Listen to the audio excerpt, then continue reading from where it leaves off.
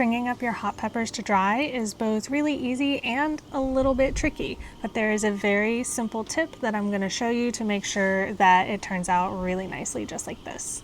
All right, so let's start with the easy part. You're gonna need some kind of string and a needle. I'm just using this bead weaving thread, but you could use fishing line. You could use anything that you can really thread onto a needle. You get a big length of it, you tie a knot at the end, you put your needle through the other end, and then you start stringing on your peppers. All right, so tip number one is that you're gonna wanna stick your needle through the green part of the stem right there like that. You don't want to stick it through the actual pepper because as it's drying, if there are any holes in it, then bacteria could get in and cause your whole pepper to go bad.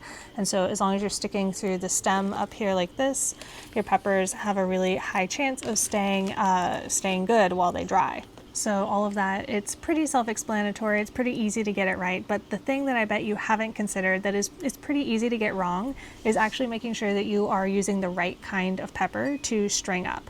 All right, so this is a very thin-walled pepper. It is a pepper that is going to dry just at room temperature in your house very, very easily.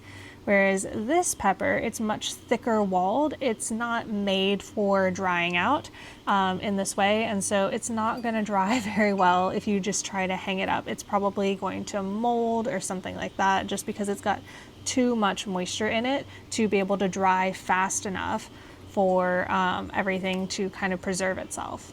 There is a reason that when you see little strings of peppers like this, it tends to be very specific types of peppers.